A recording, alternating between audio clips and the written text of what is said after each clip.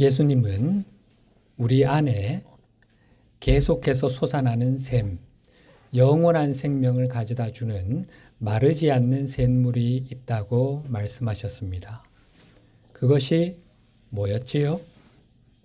하나님의 확장체인 우리 자신의 현존, 그리고 우리가 나의 현존과 하나가 될 수 있게 우리를 인도해 주시는 영적 스승이신 예수님. 궁극적으로는 창조주 하나님이지요.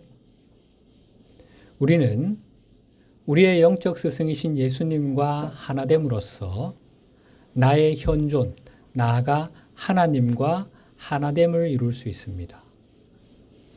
이때 우리는 이 황무지 같은 삶의 무대에서 마르지 않는 샘을 발견하게 됩니다.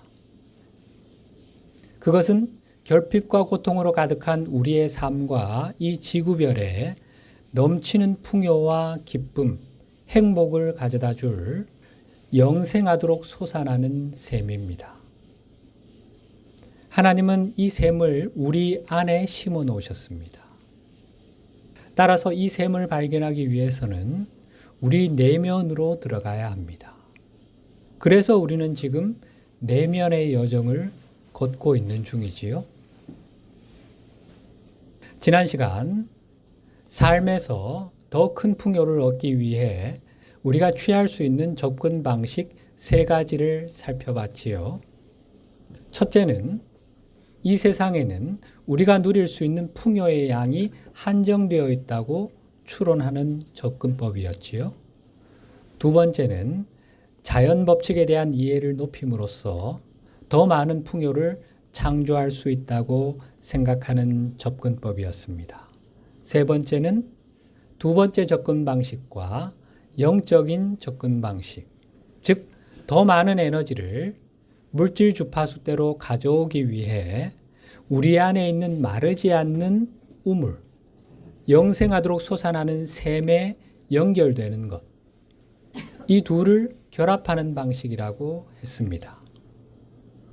우리는 풍요를 이루기 위해 힘에 기반한 인간적인 접근 방식과 사랑에 기반한 영적인 접근 방식, 이 둘 사이에 경계선에 서 있는 것입니다.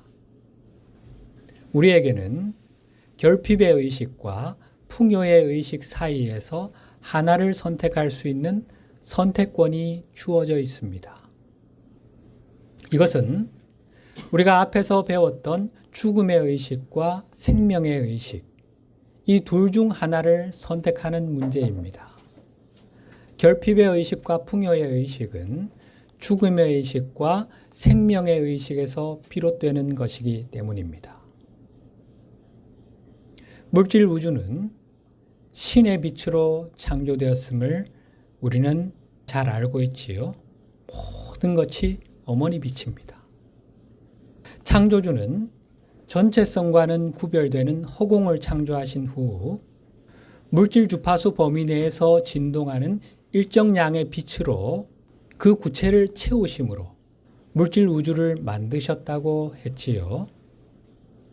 태초에 하나님은 우리 구체를 뒤덮고 있던 어둠을 완전히 대체할 만큼 충분한 양의 빛으로 우리 구체를 채우지 않으셨는데, 그에 따라 물질 세계에 남아있는 어둠이 현재 지구에서 볼 수 있는 결핍과 고통의 원인이 되었습니다. 창조주가 허공을 단숨의 빛으로 채우지 않으신 이유는 당신과 함께하는 공동 창조자인 우리에게 그 부족분을 채울 수 있는 기회를 주시기 위함이라고 했지요. 그 과정에서 우리가 성장할 수 있고, 창조주는 당신의 확장체인 우리의 자기 초월을 통해 당신 자신을 초월해 가실 수 있기 때문입니다. 창조주는 당신 안에 있는 자기 초월의 열망을 이런 방식으로 성취해 나가기로 선택하신 것입니다. 수많은 방식이 있었겠지만 그 중에 우리의 창조주는 이런 방식을 선택하신 겁니다. 그런데 문제는 우리가 지금껏 우리에게 주어진 역할을 제대로 수행하지 못했다는 것입니다. 그로 인해 우리의 삶과 이 지구별에 결핍과 고통이 생겨나게 된 것입니다. 어둠은 실체가 없는 것이기 때문에 우리는 어둠 자체를 제거할 수 없습니다. 여러분, 캄캄한 방에 들어가서 밤에 어둠을 제거할 수 있습니까?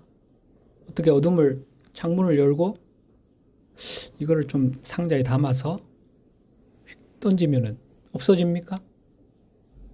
실체가 없습니다, 어둠은. 실체가 있는 것, 곧 빛으로 그것을 대체해야만 어둠을 제거할 수 있습니다. 즉, 어둠을 제거할 수 있는 유일한 방법은 빛을 밝히는 것, 빛을 비추는 것입니다. 마찬가지로 지구상의 결핍과 고통을 제거하는 방법도 이 세상에 더 많은 영적인 빛을 가져오는 것입니다. 우리가 이 물질 우주 속으로 더 많은 신의 빛을 가져오는 것은 현재도 여전히 진행 중인 창조 과정의 한 부분이라고 할 수 있습니다. 우리는 그렇게 함으로써 창조주의 이 계속되는 창조의 과정에 참여하는 것입니다. 이것은 끊임없이 흐르는 생명의 강의 일부가 되는 것이기도 합니다.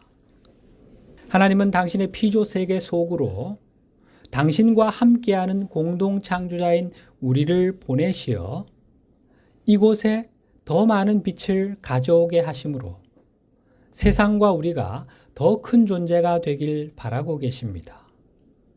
이것이 세상을 향하신, 우리를 향하신 하나님의 뜻입니다.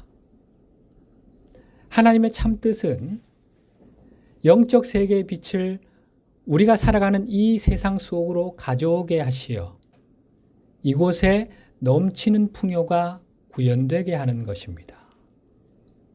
하나님은 풍요가 넘치는 나라, 곧 당신의 나라를 우리에게 주시기를 기뻐하신다고 예수님이 말씀하셨지요.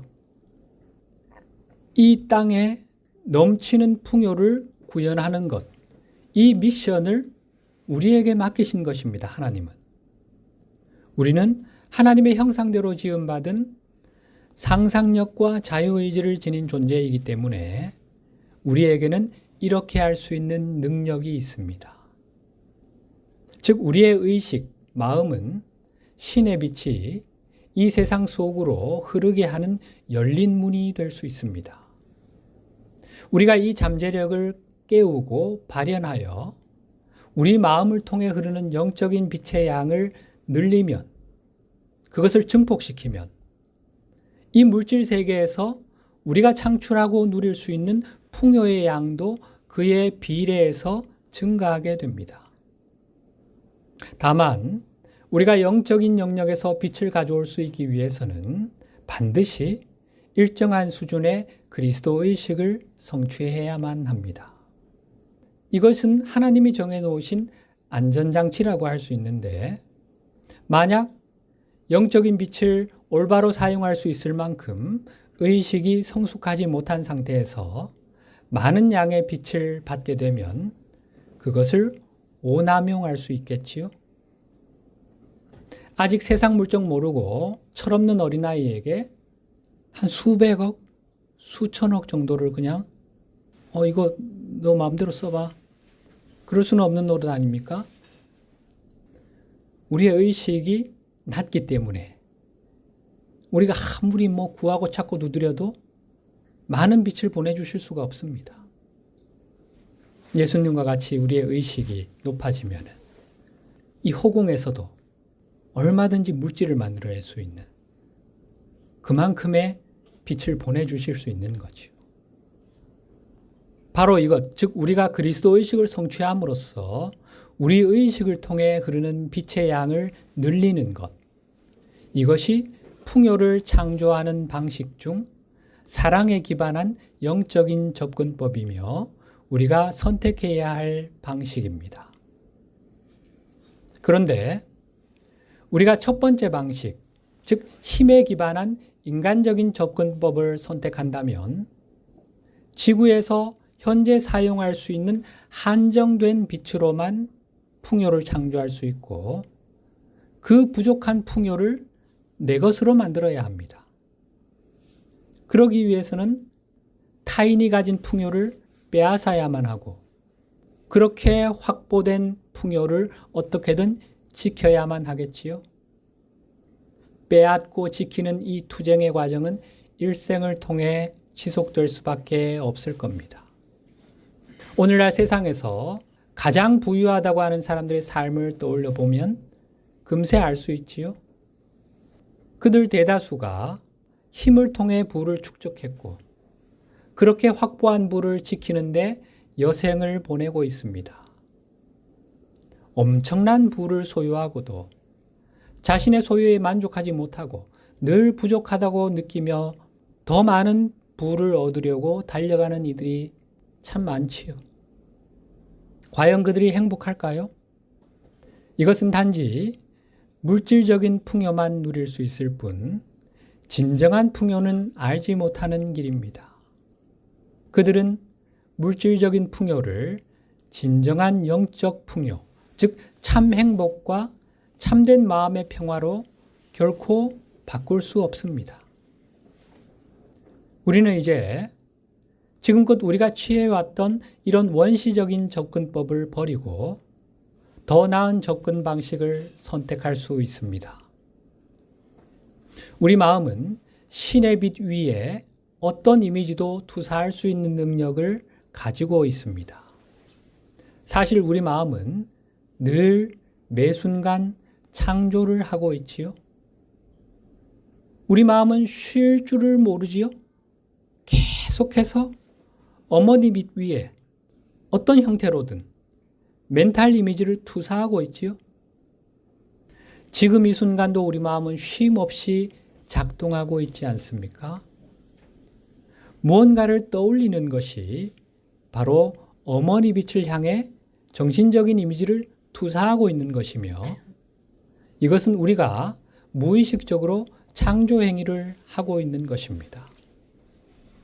뭔가에 집중해서 그걸 계속해서 반복하게 되면은 어떤 영체들도 생겨나게 되고 또 내가 긍정적인 에너지를 가지고 그렇게 하게 되면은 어떤 긍정적인 결과가 창조되기도 하고 물론 아직 우리의 의식이 그렇게 높지 않아서 의식의 힘이 그렇게 크지 않아서 우리가 이렇게 생각하는 그대로 창조되는 건 아닙니다. 굉장히 많은 어떤 간섭의 요소들이 있기 때문에 지금은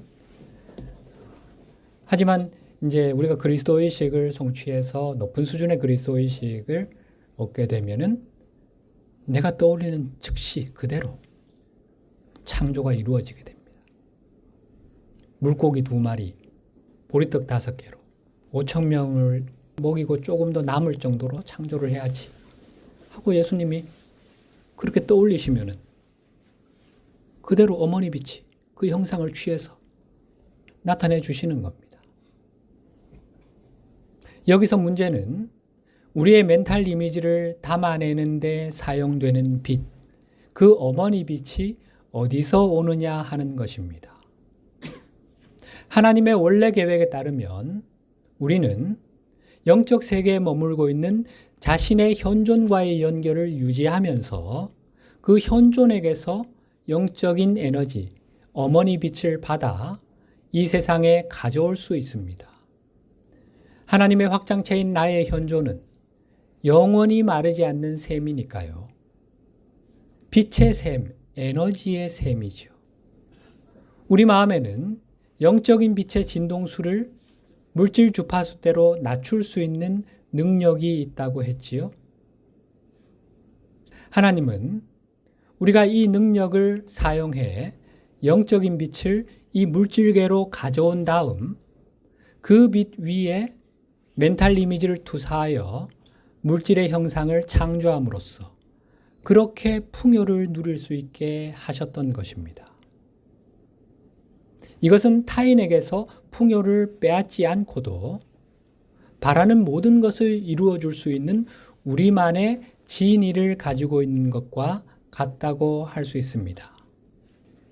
원래 진의가 누구 이름이죠? 이 아라비안 나이트에 등장하는 요술 램프의 요정이지요. 원하는 것은 다 들어주는 지니. 이 마르지 않는 샘은 그야말로 하나님의 은총입니다. 우리는 원래 그런 존재입니다. 그런데 자신의 영적 자아와의 의식적인 연결이 끊어지게 되면 더 이상 영적인 빛을 이 세상으로 가져올 수 있는 열린 문이 될 수 없겠지요. 따라서 우리는 은총의 상태에서 추락하게 됩니다. 그렇게 되면 우리의 현존, 곧 마르지 않는 빛의 샘에서 물질의 형상을 창조할 수 있는 새로운 빛을 가져올 수 없게 되겠지요.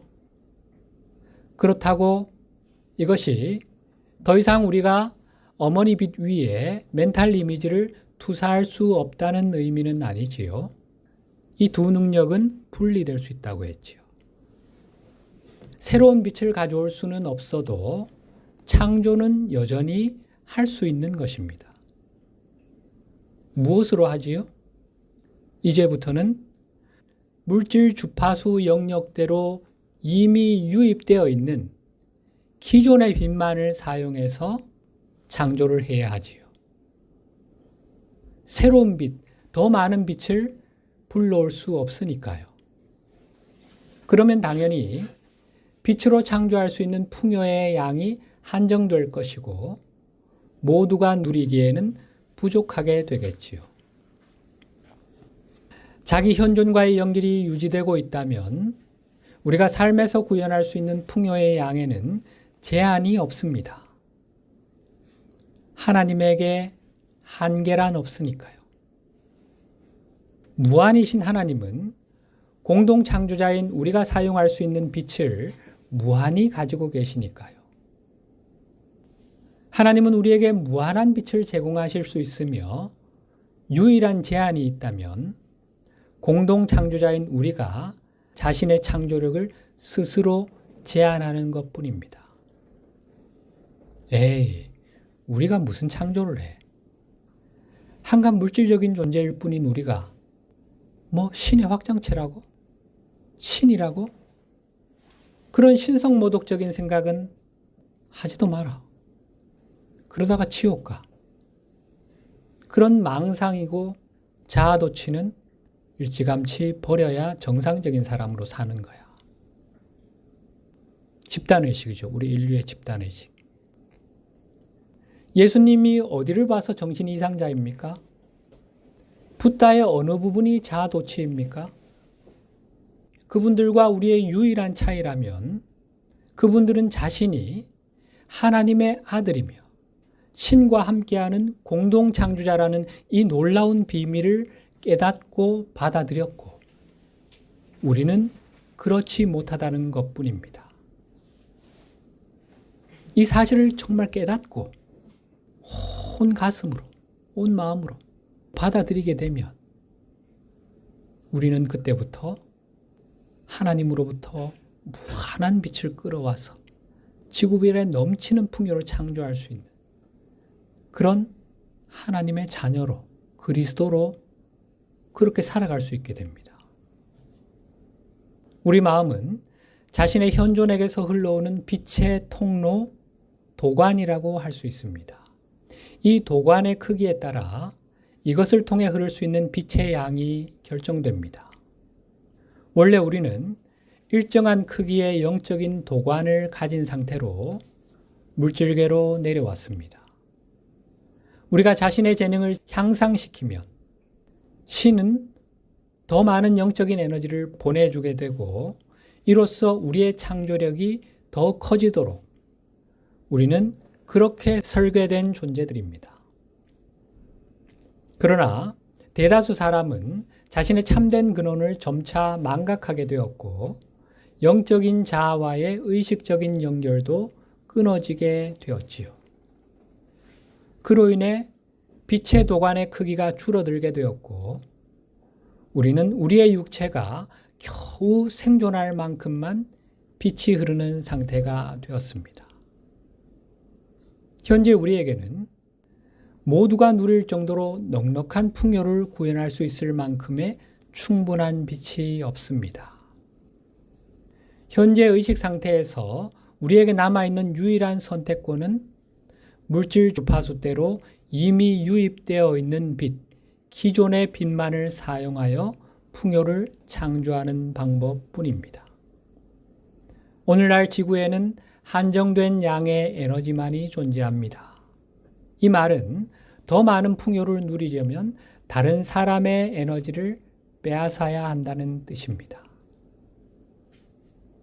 자, 이러한 사실은 인간 존재와 삶에 대한 새로운 관점을 열어줍니다. 이제 우리는 이러한 관점을 토대로 삶이란 무엇이며 인간의 삶을 투쟁으로 몰아가는 근본 원인이 무엇인지에 대한 새로운 이해를 얻을 수 있습니다. 이제 사람들이 물질의 소유를 얻기 위해 투쟁할 때 그 이면에 있는 것, 그들이 실제로 얻으려 하는 것이 무엇인지를 한번 살펴보십시다. 우리 인류가 이 행성에 정착한 후 지금껏 지구상에서 펼쳐진 인류의 역사를 잠시 한번 되짚어 보십시다. 기록된 역사에서 사람들이 서로를 어떻게 대해 왔습니까? 우리 인류의 상호작용을 나타내는 단어 하나를 꼽으라면 뭐가 될까요? 몇몇 단어를 떠올릴 수 있겠지만 그것을 가장 잘 설명해 주는 단어는 아마도 투쟁일 것입니다. 투쟁의 역사죠.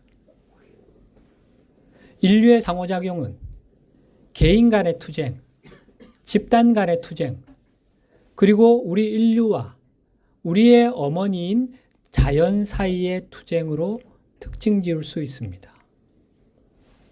인간은 자신과 타인을 대립하는 존재로 심지어 자기 생존을 위해 의존하고 있는 지구와 자연조차도 자신과 대립하는 존재로 여기는 경향이 있습니다. 이제 우리 인류의 역사에서 줄곧 엄청난 고통을 초래해왔고 현재도 여전히 진행 중인 인간의 투쟁, 이 권력 투쟁의 근본 원인이 무엇인지 숙고해 봐야 합니다. 인간의 투쟁 이면에 있는 한 가지 원인은 자원의 양이 모든 사람에게 돌아갈 만큼 충분하지 않다는 믿음입니다. 충분한 땅, 충분한 천연자원이 없지요? 음식이 부족하지요? 여전히 하루에도 수많은 사람들이 굶어 죽어가고 있지요. 부와 권력도 충분하지 않지요. 이러한 믿음 때문에 더 많이 소유하길 원한다면 누군가로부터 빼앗아야 하고 힘으로 탈취해야 한다는 의식이 생겨납니다. 앞서 얘기한 것처럼 우리에게는 마르지 않는 샘, 요술 램프가 있습니다. 램프의 요정이 우리의 모든 욕구를 충족시켜 준다면 지구에는 어떤 갈등도 존재하지 않겠지요? 타인에게서 빼앗지 않고도 원하는 것을 얻을 수 있다면 인간의 권력 투쟁은 사라지고 말 것입니다. 우리에게 이것이 얼마나 중요한 개념인지 좀 감이 오십니까? 인간의 권력 투쟁으로 인해 그동안 얼마나 많은 고통이 발생했습니까? 임계수치의 사람이 결핍의 느낌을 떨치고 이 투쟁의식을 극복한다면 이것이 우리 인류의 삶에 미칠 영향이 어떠할지 생각해 볼 필요가 있겠지요.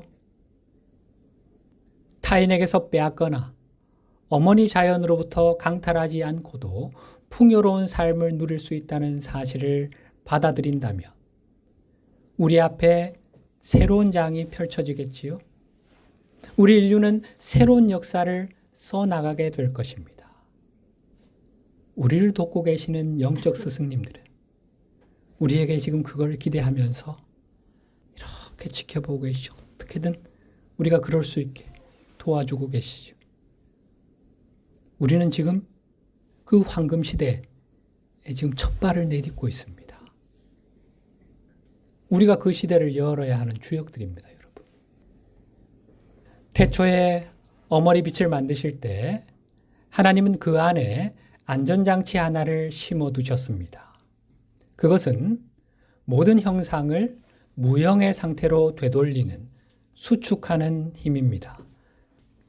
이것은 어머니 빛을 기저 상태, 즉 어떤 변화가 일어나기 이전의 상태, 형상이 만들어지기 이전의 본래 상태로 되돌리는 힘입니다. 이제 우리가 힘으로 타인에게서 뭔가를 빼앗으려 할 때 실제로 무슨 일이 일어날까요? 겉으로 보이는 사건 이면에서 실제로 일어나고 있는 일이 뭘까요? 사실 이것은 거의 모든 종교에서 설명하고 있는 원리인데 성경은 이를 이렇게 표현하지요. 오늘 본문 갈라디아서 6장 7절, 8절 사람이 무엇으로 심든지 그대로 거두리라.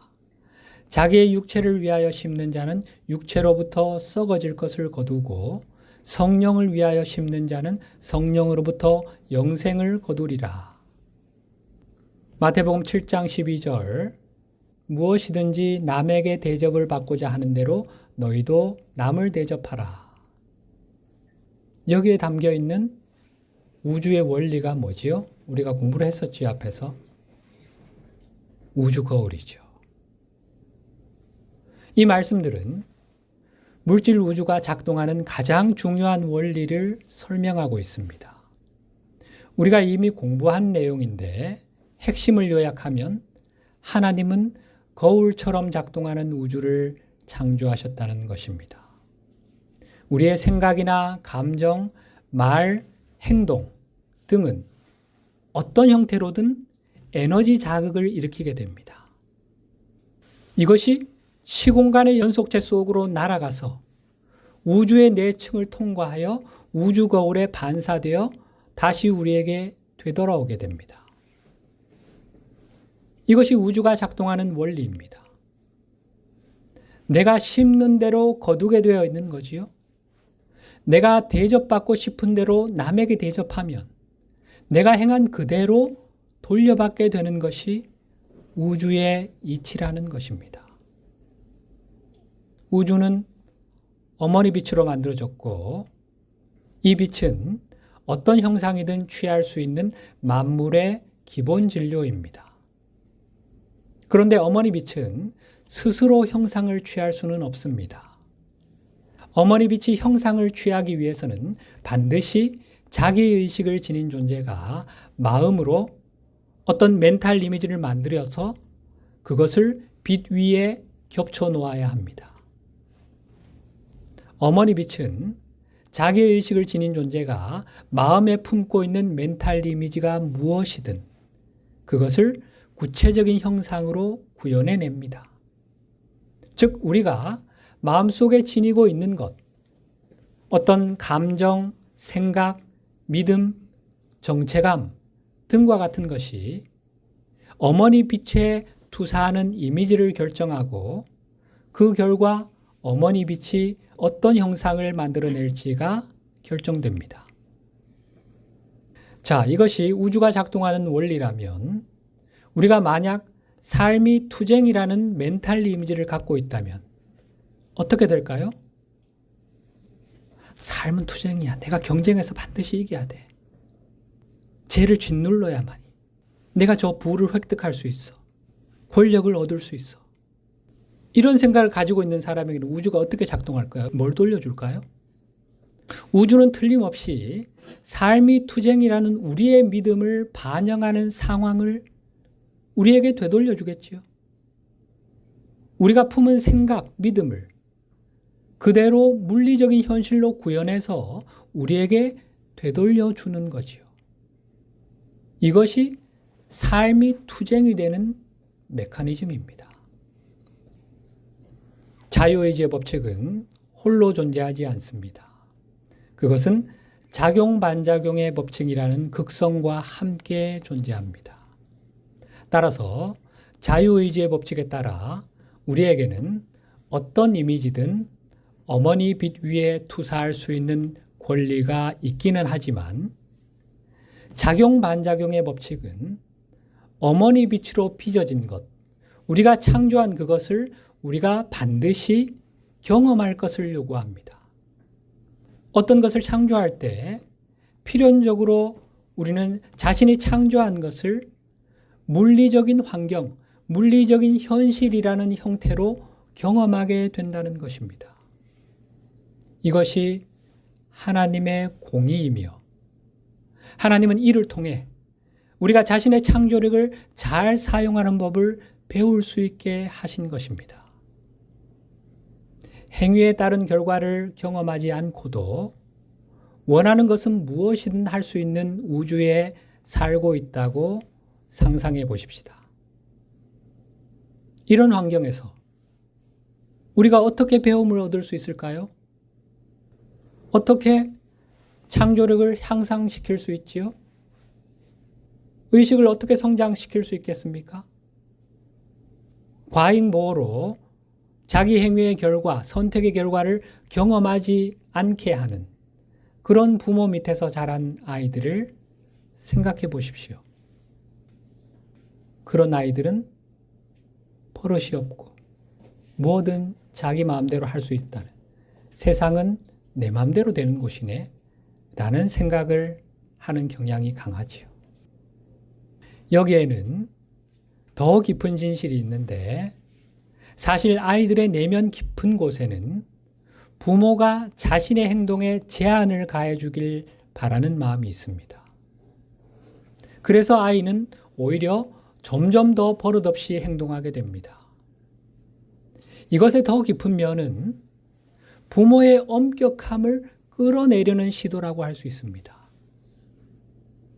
나 좀 어떻게 해줘, 엄마. 그냥 보고만 있지 말고 아빠. 나도 어떻게 안 되는 나를 좀 컨트롤을 해주면 좋겠어. 제발. 하는 내면의 소리가 있다는 겁니다. 현재 모습은 어린애고 내 자식이지만 그 영혼의 나이가 얼마일지, 그 아이의 의식의 깊이가 어느 정도일지 알 수 없는 일 아닙니까? 그 아이에게도 의식하는 자아가 있고 그 아이의 현존이 있지 않습니까? 우리 내면에는 삶에서 교훈을 얻으려는 강한 열망, 순수한 열망이 내재해 있습니다. 외면의 마음은 뿌린 대로 거둔다는 하나님의 법에 저항할 수도 있지만 우리 내면의 마음은 인과의 법칙, 작용 반작용의 법칙으로 인해 자신이 창조한 것을 반드시 경험하게 된다는 사실에 감사하고 있습니다. 이것이 길을 잃은 우리가 삶에서 최고의 경험을 창조하는 법, 창조력을 잘 사용하는 방법을 배울 수 있는 유일한 길임을 우리 내면의 마음은 알고 있기 때문입니다. 현재 우리가 처해 있는 상황이 아무리 어렵고 힘들다 해도 그 이면에 중요한 교훈이 숨어 있다는 사실을 자각해야 합니다. 그 교훈이란 우리가 과거에 어떤 멘탈 이미지를 만들어 그것을 어머니 빛 위에 투사했기 때문에 지금의 상황이 만들어졌다는 것입니다. 여기에는 아주 중요한 의미가 들어있지요. 그것은 지금의 고통스러운 상황이 과거에 내가 한 선택의 결과라면 그때와는 다른 선택을 함으로써 지금의 상황에서 벗어날 수 있다는 것입니다. 우주는 거울이니 내가 다른 선택을 하면 다른 결과를 돌려줄 테니까요. 따라서 이 말에는 우리가 자신의 힘으로 통제할 수 없는 환경에 갇혀 있는 것이 아니라는 의미가 들어 있습니다. 우리는 언제든 마음속에 품고 있는 멘탈 이미지를 바꾸어서 더 나은 이미지를 어머니 빛 위에 투사할 수 있습니다. 우리가 일으키는 에너지 자극이 물질 우주의 내층을 통과해서 흐르는 방식을 이해하고 나면 우리를 둘러싼 외부 상황이 우리 마음속에 있는 새로운 이미지를 반영하기 시작하는 것은 단지 시간 문제일 뿐임을 알게 됩니다. 달리 말하면 우리를 둘러싼 외부 환경, 우리가 경험하는 물리적인 현실은 우리 의식의 반영이기 때문에 우리가 의식을 변화시키면 분명 현재와는 다른 환경, 더 나은 현실을 경험하게 될 것이며 다만 시간이 좀 걸릴 수 있다는 것입니다. 오늘 본문 9절에 바울 사도께서 뭐라고 하셨지요? 우리가 선을 행하되 낙심하지 말지니 포기하지 아니하면 때가 이름에 거두리라. 때가 이름에 거두게 된다. 시간이 좀 걸린다. 그 말씀을 하시는 거예요. 요지는 우리가 현재 원치 않는 상황에 갇혀 있다고 느낀다 해도 정말로 갇혀 있는 것이 아니라는 것입니다. 하나님으로부터 물질 우주를 다스릴 권한을 부여받은 우리에게 벗어날 수 없는 상황 같은 것은 존재하지 않습니다. 있을 수도 없는 일입니다. 창조주의 확장체인 우리를 누가, 무엇이 가둘 수 있다는 말입니까? 갇혀 있다는 느낌, 투쟁의 감각은 단지 우리 마음속에만 존재하는 환영입니다. 이것은 이원성 마음에 영원히 갇혀 있는 에고의 느낌이요 감각일 뿐입니다. 우주가 작동하는 방식과 자신의 창조력을 더 깊이 이해하게 되면 우리는 하나님이 우리에게 우리가 처한 모든 환경과 상황, 제한을 변화시킬 힘을 주셨음을 알게 될 겁니다. 우리는 모든 한계를 벗어나 지금 여기 이 세상에서 풍요를 구현할 수 있습니다. 우리는 현재 자신이 통제할 수 없는 상황에 갇혀 있다고 생각할 수 있지만 이것은 진실과는 거리가 먼 비실제요 환영일 뿐입니다. 삶의 길에서 마주하는 상황을 개선하기 위해 우리가 할 수 있는 일은 언제나 있게 마련입니다. 언제나 있습니다. 우리를 둘러싼 외부 상황이 어떠하건 우리에게는 자기 내면 세계를 다스림으로써 외부 상황을 변화시킬 수 있는 선택권이 늘 주어져 있습니다.